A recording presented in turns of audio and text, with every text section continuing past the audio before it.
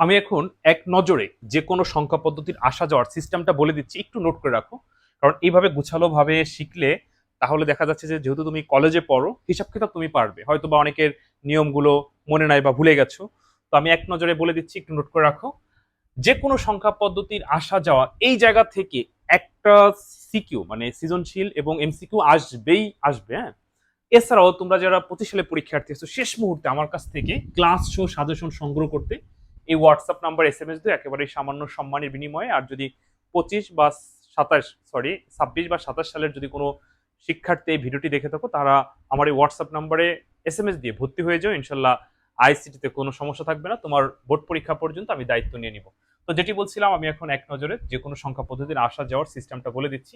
মনে রাখবা, দশমিক থেকে যে কোনো সংখ্যায় যাওয়ার সূত্র, দশমিক থেকে লিখে রাখো, দশমিক থেকে যে কোনো সংখ্যায় যাওয়ার সূত্র ওই সংখ্যার বেজ দ্বারা ভাগ, যদি পূর্ণ সংখ্যা হয়, আর যদি ভগ্নাংশ হয় তাহলে ওই সংখ্যার বেজ দ্বারা গুণ।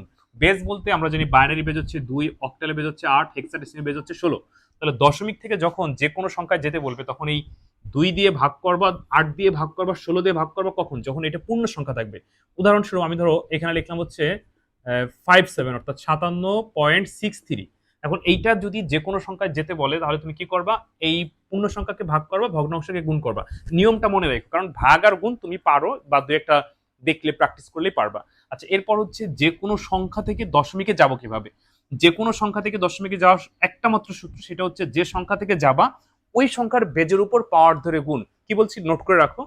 যে কোনো সংখ্যা, শুধু বাইনারি, অক্টাল, হেক্সা না, যে কোনো সংখ্যার বেজ যদি দেওয়া থাকে ওই সংখ্যা থেকে দশমিকে যাওয়ার সূত্র হচ্ছে বেজের উপর পাওয়ার ধরে গুণ। আমি যদি উদাহরণ দিয়ে বুঝাই, ধরো 101, এটা যদি যেতে বলে তাহলে 1 গুণ 2, এক সংখ্যা থেকে আরেক সংখ্যা গেলে যোগ দিবা, আবার 0 গুণ 2, আবার 1 গুণ 2। আচ্ছা, এবার বেজের উপরে পাওয়ার, পিছন থেকে আসবা 0 1 2, যদি পয়েন্ট আকারে থাকে তাহলে -1 -2 এরকম হয় আর কি। তো এই নিয়মটা মনে রাখো, তাহলে যে কোনো সংখ্যা থেকে দশমিকে যেতে পারবা, কারণ হিসাব কিতাব তোমরা পারো। এই জায়গা গুণের কাজ, পাওয়ারের কাজ, যোগের কাজ, এগুলো পারার কথা। এরপরে যদি আমরা আসি, এর বাইরে কিন্তু কোনো প্রশ্ন নাই। আচ্ছা, এরপরে যদি আমরা আসি যে বাইনারি থেকে অক্টাল, মনে রাখো বাইনারি থেকে অক্টাল বা অক্টাল থেকে বাইনারি, এটা হলো 3 বিট। 3 বিট কি কি? 4 2 1, এই কোডটা মনে রাখো, এটা হলো অক্টাল কোড। এরপরে হেক্সাডেসিমেল, মানে বাইনারি থেকে হেক্সাডেসিমেল, হেক্সাডেসিমেল থেকে বাইনারি, এটা হলো 4 বিট।